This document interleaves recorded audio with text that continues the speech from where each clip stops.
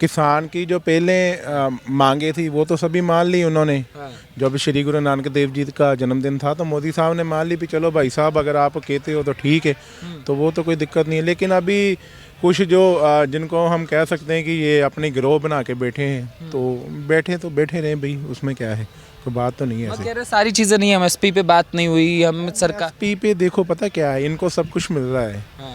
लेकिन अभी भी वो कुछ मतलब कह रहे हैं कि काम है, तो फिर वो तो आप समझते हो ना, जैसे एक बार उन्होंने मान ली तो अब वो चाहते हैं कि फिर बैठेंगे जी, ऐसे तो फिर आप बोलो कैसे चलेगा ना। एक बंदे को घर चलाना औखा आता है, तो वो देश चला रहे हैं, तो फिर ऐसे तो फिर कोई भी बैठ जाएगा, सीए के जो किया उन्होंने, है ना, तो फिर वो कोई उठ जाएगा, तो ऐसा नहीं होना चाहिए, कह गलत। रहे देश में जो भीड़ तंत्र हावी हो रहा है, ये देश के लोकतंत्र के लिए कहीं ना कहीं खतरा है। जो लोग बैठ जाते हैं बार बार, रोड कैप्चर करना है जो तरीका आज देखो ऐसा तो नहीं है, यहाँ डेमोक्रेसी है इंडिया, यहाँ तो सबको अधिकार है, लेकिन ना क्या होना चाहिए कि एक आपके पास ना विज़न होना चाहिए कि यार ये काम होना चाहिए, तो सरकार मानती है। तो बिना विज़न के बैठेंगे तो वो आप भी समझते हो, फिर वो सरकार तो नहीं ना मांगेगी, ऐसे दबाव बना के तो नहीं ना काम चलता कोई भी सरकार के ये ऊपर। चीजें गलत है। हाँ तो गलत ही है वो, तो भाई साहब सारी दुनिया कह रही है, अब तो आप भी देख लो कोई उनके पास जा ही नहीं रहा है, तो ऐसा नहीं करना चाहिए। ऐसे देश जो है डाउन होता है। हमको देखो पता क्या है, हमको इंडिया जो है ना अपना, हम इंडिया में रहते हैं, हमको इंडिया के लिए सोचना चाहिए। ऐसा नहीं होना चाहिए कि हम अपने देश में बैठ जाएं। तो जैसे आपने देखा श्रीलंका में कैसे क्या हालात होते हैं, देखा ही आपने पिछले दिनों में। हाँ बिल्कुल। तो अभी आपको क्या लगता है सरकार को लेकर आपका क्या पॉइंट ऑफ व्यू है, जो मौजूदा सरकार है? पहले मान साहब पे बात कर लेते हैं, फिर मोदी साहब पे जाएंगे। मान साहब का क्या हाल है? देखो मान साहब ने तो बहुत मतलब जब आए थे बोलते थे कि ऐसा कर दूंगा मैं, ऐसा होना चाहिए, जैसे आप मानो कि मैं नौकरियां दूंगा, बेरोजगारी ख़त्म कर दूंगा, यहाँ मैं जैसे बोलते हैं रंगला पंजाब बना दूंगा। तो ऐसा तो आपको पता भी कुछ हुआ नहीं, क्योंकि लॉ एंड ऑर्डर की स्थिति आप देख ही रहे हैं, रोज़ कोई ना कोई कत्ल हो रहा है। इनके अपने मंत्री जैसे वो पठान मांजरा, वो आप ही बैंक के करप्शन में था, कैसे कितने मंत्री हैं मैं बता सकता हूँ इनके। तो इनके अपने मंत्री जो हैं अभी मनीष सिसोदिया जैसे, इनके केजरीवाल खुद, है ना, इनके जो सुप्रीमो हैं संजय शर्मा वगैरह, तो जो आप ये बोलते थे कि नशा इधर नहीं आएगा, तो नशे में इनके अपने सुप्रीमो ही अंदर जा चुके हैं, तो उसमें आप भी समझ लो क्या है। और वो कह रहे हैं कट्टर ईमानदारी के चक्कर में गया। उन्होंने कहा कि हमने पंजाब को स्कूल दिया, दिल्ली को स्कूल दिया, शिक्षा दी, स्वास्थ्य अच्छा किया, इसी की सजा भुगत रहे हैं आज के। नहीं ऐसा तो कुछ नहीं, स्कूल तो पहला भी था, जो सरकारें थी दे ही रही हैं सभी। कोई इन्होंने आन के मतलब ऐसा तो नहीं कि कोई नए स्कूल खोल दिए, पहला भी तो सारी सरकारें चलती हैं, ऐसा तो कुछ भी नहीं है कि कोई नया स्कूल, कि कोई नया स्कूल इन्होंने खोला। बाकी ऐसा है कि जुमले बना के आ गए ये, तो अब इनसे अपना ही मतलब पार्टी में विद्रोह हो रहा है भगवंत मान जी का। मेरे को नहीं लगता कि ये 6-8 महीने के ज़्यादा इनकी पार्टी चलेगी। वैसे भी पता नहीं किसी जोशी ने, मैंने देखा कभी फ़ोन पे सोशल मीडिया पे मैंने देखा एक बार कि ये 2-2.5 साल तक कि मतलब रहेंगे इसके, नहीं उसके बाद नहीं कर पाएंगे। मैं कहा जा रहा है किसान आंदोलन जो परिवर्तन बना था पंजाब के लिए, पहला जो आंदोलन हुआ उसने आम आदमी पार्टी को कहीं ना कहीं पंजाब में काबिज किया। अब कहा जा रहा है ये जो दूसरा आंदोलन हो रहा है, ये लोकसभा की दृष्टि से भी आम आदमी पार्टी को कहीं ना कहीं फ़ायदा पहुँचाएगा। देखो ऐसा है कि जो लोकतंत्र है उसमें लोग बड़े होते हैं, तो क्या है कि जैसे ये एजिटेशन आपको पता है आजकल क्या चलता है, आपको पता है सभी पॉलिटिकल पार्टियां है ना करती हैं, तो ये मुझे भी लगता है किसी पॉलिटिकल पार्टी ने इनको बोला होगा कि आप ऐसा करो, वैसा हो सकता है। लगाया गया कि बीजेपी कहीं ना कहीं सिख समाज को खालिस्तानी बनाने में लगा हुआ है, एक इमेज क्रिएशन हो रही है, ये भी आरोप लगता है। देखो आरोप तो फिर आप पार्टियां लगाती हैं एक दूसरे के ऊपर है, तो ऐसा तो कुछ नहीं है। देखो हमारे के लिए एक बड़ी बढ़िया बात है कि जैसे 84 हुआ था, जगदीश टाइटर और सज्जन कुमार को किसी ने सजा ही नहीं दी, लेकिन मोदी जी ने अंदर कर दिया, तो बढ़िया ही है ना, किया है ना कुछ आन के दिखा है ना। नहीं तो पहला तो इंसाफ ही नहीं मिला था, कैसे जो ट्रेजेडी हुई थी दिल्ली में आपको पता ही है सारी, तो वो मोदी जी ने किया, ठीक है यार वो कर ही रहे हैं। हम फिर जब बंदा काम कर रहा हो तो फिर उसकी ना अप्रिशिएट करना चाहिए, उसको डिमोरलाइज नहीं करना चाहिए। ठीक है, लगता है कि बढ़िया है। मैं तो आपको थोड़ी देर बाद आपके पास आता हूँ, फिर चर्चा करेंगे राहुल गांधी पे भी। क्या नाम है भाई साहब आपका? मेरा हरप्रीत सिंह। हरप्रीत जी आपको क्या लगता है जो बदलाव वाली बात होती है, क्या 10 सालों में चीज़ें जो गारंटी मोदी जी कहते हैं कि हमने गारंटी दी, हमने चीज़ें कही, को लगता है हाँ चीज़ें बदली? देखिए सर, जो आप कह रहे हैं चीज़ें बदली हैं, दिखती भी हैं, लेकिन सबसे पहले मैं आपको एक चीज़ ये बताऊंगा। Basically I belong from Amritsar. आप कैंडिडेट्स के ऊपर बात करें, जितने भी कैंडिडेट्स पार्टीज़ ने यहाँ पे दिए हैं, तो जो हमारे तजिंदर सिंह समुंदरी जी हैं, he is the one of the best. Because अगर आप उनकी एजुकेशन पे बात करें, उनके लिंक्स पे बात करें, उनकी जो सर्विसेज हैं जो उन्होंने देश के लिए दी हैं, उनके सामान्य में इस दौड़ में और कोई भी नहीं है। जितने वो एजुकेटेड पर्सन है और जो उनका विज़न है, I don't belong from BJP, but मैंने एक दो बार उनसे जैसे मिला तो उनके विज़न पे मैंने देखा कि उनका विज़न बहुत अच्छा है अमृतसर के लिए। वो क्या काम कर सकते हैं, बहुत अच्छा विज़न है। तो देखिए, हम ज़्यादा तो किसी के ऊपर कंट्रोवर्सी पे नहीं जाएंगे, किसी ने क्या किया किसी ने नहीं किया, लेकिन अगर आज के डेट में आप हमारे कैंडिडेट्स के ऊपर आएंगे तो समुंदरी जी इज़ द बेस्ट कैंडिडेट। वो जनता के लिए अच्छा करेंगे। जो देश का माहौल है, मोदी जी आने वाले समय में ऊपर सरकार बनाने वाले हैं। अगर हम कांग्रेस का आदमी जिताते हैं तो भाई साहब तब भी उनको प्रॉपर फंड्स नहीं मिलेंगे और वो हमारे लिए काम नहीं कर पाएगा।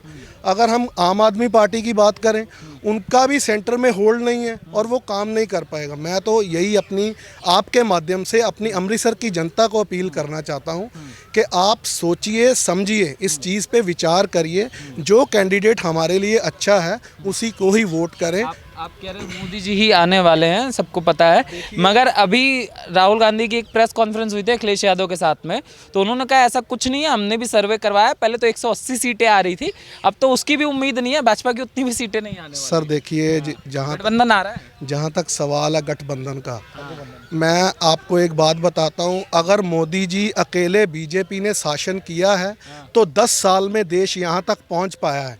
ये जितना गठबंधन जितनी देर भी रहा है, इनको अपनी चीज़ों में लेके खींचातान बनी रही। इन्होंने देश के लिए कुछ सोचा समझा ही नहीं कि हमारी जनता को क्या नीड है, क्या नेसेसिटीज़ है।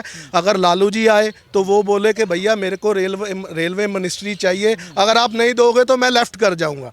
अगर ममता बनर्जी आते हैं, वो अपनी शर्त रखते हैं, अपनी कंडीशंस। तो इन कंडीशंस में क्या है सर, कहीं ना कहीं ये लोग अपना ही फ़ायदा देखते हैं, जनता के बारे में नहीं सोचते। और मेरे ख्याल से आज के टाइम में लोग बहुत एजुकेटेड हो चुके हैं। They will not go for the NDA, ये बीजेपी को ही वोट करेंगे।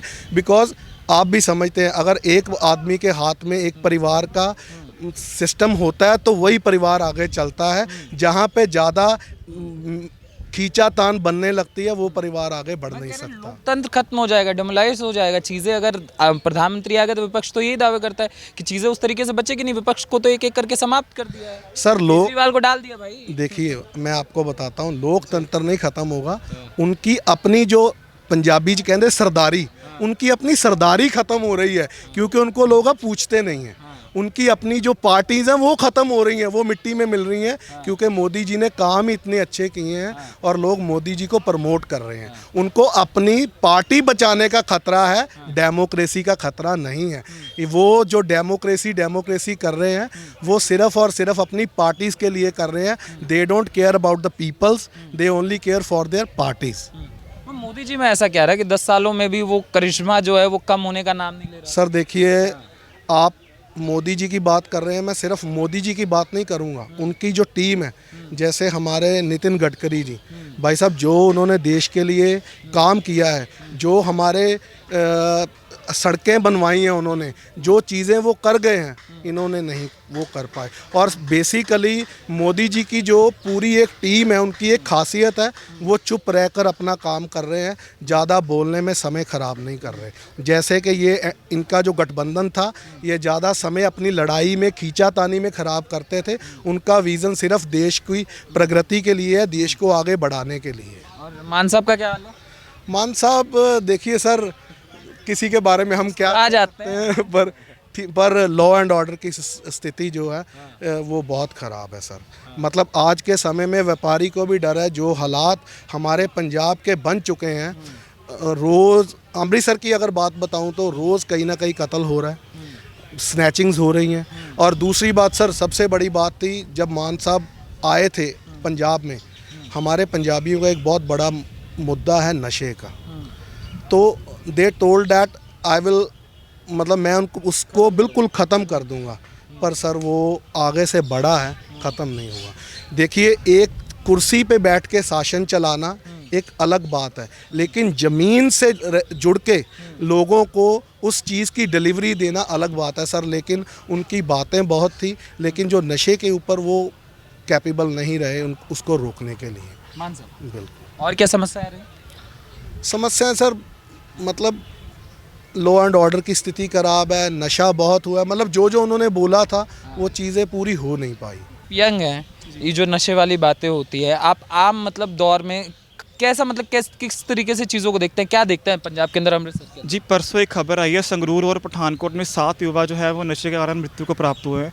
तो ये नशे की जो समस्या है वो बहुत देर से चली आ रही है। अगर मान साहब जी ने ये वादा किया था कि अगर लोग मेरे को चुनते हैं तो मैं नशे को जड़ से ख़त्म कर दूंगा, लेकिन ऐसा हुआ नहीं है।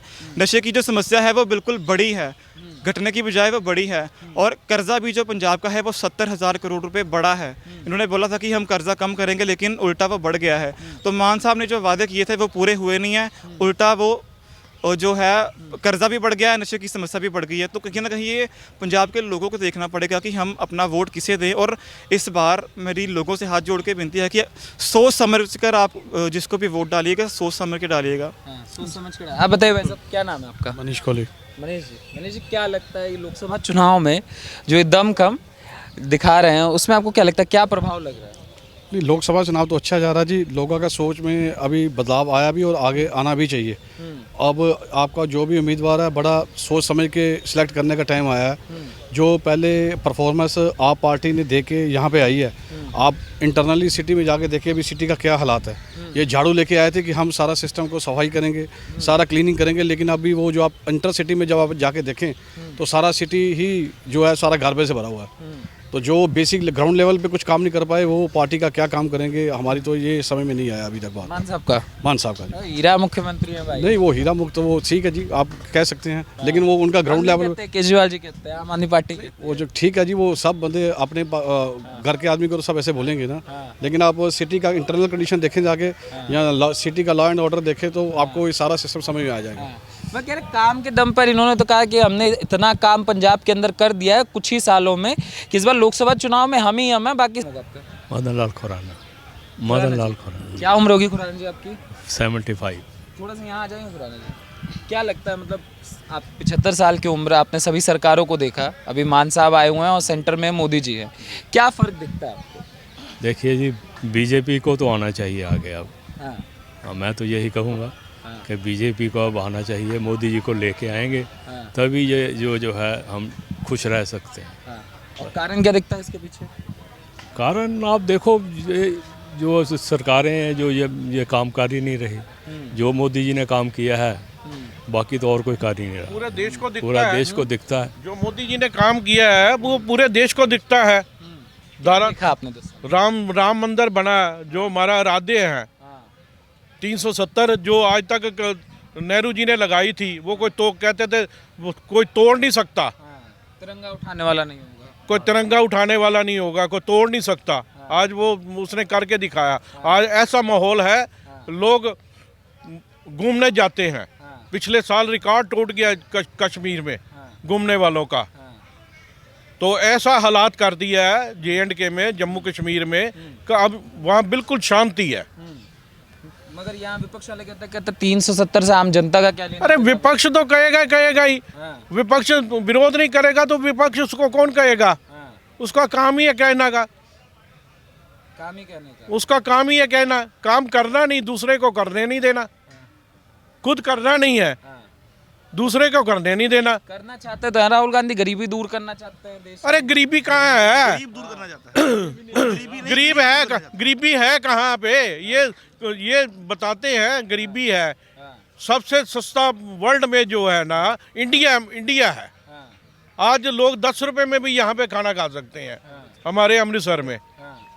तो गरीबी है कहाँ पे? जिसने काम करना उसने करना है, जिसने नहीं करना उसने चोरी डकैती करनी है। मगर उनको सहारा तो राहुल गांधी दे देंगे ना, खटाखट वाला। राहुल गांधी को तो पप्पू है।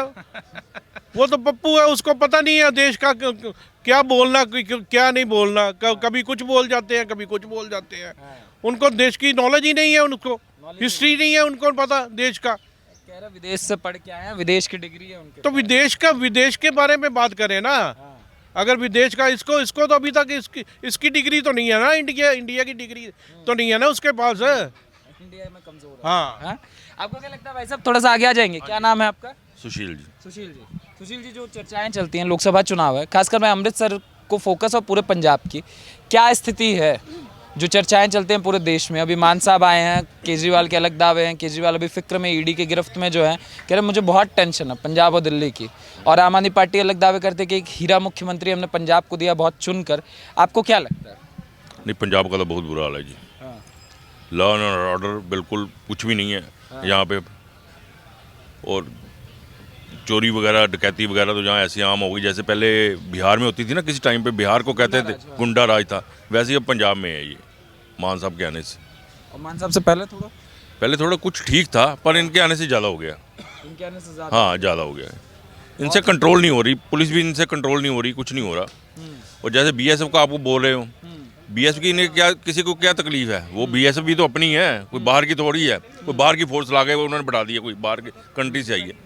जिसको नुकसान होगा उसे दर्द होगा बीएसएफ का, और किसी को दर्द होने का मतलब ही कोई नहीं है। अच्छा, बॉर्डर एरिया होने के नाते क्या क्या प्रभाव पड़ते हैं अमृतसर पे? बॉर्डर एरिया वैसे तो इंडस्ट्री वगैरह काफ़ी फ़र्क पड़ा है, कम हो गई काफ़ी बॉर्डर एरिया के कारण। कोई बाहर से इंडस्ट्री आती नहीं बॉर्डर एरिया के कारण। ऊपर से जो ये यहाँ पे इनका पाकिस्तान के साथ जो था ट्रेड वो भी बंद हो गया। उससे इसको फ़र्क तो काफ़ी पड़ा है अमृतसर को, फर्क काफी पड़ा। हाँ हाँ। और किसान आंदोलन से? किसान आंदोलन से तो ये तो बस इनका रोज का हो गया जी। आम जनता इससे बहुत परेशान है। आजकल भी वो बैठे हुए हैं, शंभू पे बैठे हुए हैं, सारी ट्रेनें वगैरह सब रोक के बैठे हुए हैं। अरे अब तो इनका धंधा बन गया है किसानों का। इनका धंधा बन गया है। इनको बाहर से पैसा आता है। इनका धंधा बन गया है। इनको बाहर से ऑर्डर आता है, आज वहाँ पे बैठना है, आज आपने रेल रोको आंदोलन करना है। इसको बाहर से फंडिंग आती है, इनको पैसा आता है। वो जो वहाँ पे ट्रालियाँ लेके बैठे हुए हैं, सब पैसे लेके बैठे हुए हैं, मीना लेते हैं वो। कह रहे अन्नदाता की आवाज़ है जो सरकार के कानों तक पहुंचानी है। भैया अन्नदाता होते तो इस टाइम उसको अपनी कटाई का फिक्र होता। जो अन्नदाता है वो तो अपने काम पे लगा हुआ है। ये अन्नदाता कहाँ के हैं? जो अन्नदाता है वो अपनी कटाई कर रहा है, अपनी कणक बेच रहा है। ये तो खरीदे हुए हैं ये। इसका प्रभाव तो बहुत पड़ता है। किसान आंदोलन पहला हुआ, आम आदमी पार्टी की लहर आ गई पंजाब। अब किसान नहीं है, किसान पहले थे, अब किसान नहीं है। अब ये जत्थेबंदी 30-40 जत्थेबंदियां हो गई हैं। इनको बाहर से फंडिंग आती है। ये पुन्नू है ना, जो वो बाहर से ऑर्डर पैसा भेजता है, ऑर्डर करता है, आज आप रेलवे ट्रैक पे बैठ जाओ, आप फलानी सड़क पे बैठ जाओ। भैया ये किसान नहीं है, ये खरीदे हुए हैं, ये किसान नहीं है। मतलब प्रभावित तो कर रहे हैं ना। पहले आंदोलन में आम आदमी पार्टी की सरकार आ गई, अब दूसरे में कहा जा रहा है कि पलट देंगे पब्लिक। हर मजहब का लोग, हर मजहब का तबका जो है ना, इनसे दुखी है। हर मजहब का तबका। क्या दिक्कतें आई आंदोलन में? आप लोगों ने क्या फेस किया अमृतसर? भैया फेस क्या है, हमारा जो ट्रेड है सब मुश्किल हो जाती है। ट्रेडिंग करनी मुश्किल हो जाती है, आवाजाही मुश्किल हो जाती है। कल को कोई पेशेंट है, उसको दिक्कत हो जाती है, वो रास्ते में मर जाता है। वो इनको क्या है, इनका किसान खा पी के मर जाता है, वहाँ पे रात को दारू वारू पीते हैं, वो मर जाता है, वो कहते हैं शहीद हो गया, उसको शहीद करार दे देते हैं, फिर उसका मुआवजा मांगते हैं। वो क्या तो रहे 700 किसानों को मोदी जी खा गए। अरे भैया कहाँ खा गए? मोदी जी ने थोड़ी ना बिठाया कोई। मोदी ने कहाँ बिठाया? मोदी ने तो जो एमएसपी मांगी है वो तो सब इसको दी है। हमारे पंजाब में क्या है, चोना है, कनक है, मूंग है, उस पर तो एमएसपी दी है, उस पर तो एमएसपी है। तो फिर इनका क्या मतलब है बैठने का? और तो कोई पैदावार होती नहीं यहाँ पे। मान जी ने वादा किया था कि हम एमएसपी देंगे, केंद्र सरकार नहीं। अनमोल गगन बोलती थी, अनमोल गगन बोलती थी हमें लाओ 24 घंटे में एमएसपी देंगे, एक पे एमएसपी देंगे। तो अब कहाँ गई? मोदी जी नहीं करने दे रहे ना, मोदी जी वहां से करें। कहाँ गया? वहाँ देनी पंजाब ने है। देनी तो पंजाब ने है, हाँ, वो पंजाब की अब कैबिनेट मंत्री है ना, तो देनी तो पंजाब ने है, वो क्यों नहीं दी उसने फिर? अब दे फिर। भगवंत मान जी भी बोलते थे हमें लाओ एक एक पे MSP देंगे, फिर देते क्यों नहीं है फिर? अब शंभू बॉर्डर पे बिठाए हुए हैं, ऊपर इलेक्शन है। तो क्या इतनी इतनी इतनी कमजोर है हमारी गवर्नमेंट? इनको शंभू बॉर्डर से नहीं उठा सकते? हाँ, इतना भी कमजोर नहीं होनी चाहिए स्टेट गवर्नमेंट। तो आपको क्या लगता है ये इलेक्शन को लेकर ही सारी चीजें हो रही है, इलेक्शन पे के लिए बैठाया गया है? देखो भैया, ये सब पैसे का चक्कर है। किसी को भी आज पैसा दे दो, हाँ, वो आपका काम कर देगा। हाँ, जो बेरोजगार है, काम वाला तो नहीं करेगा, जो बेरोजगार है वो करेगा।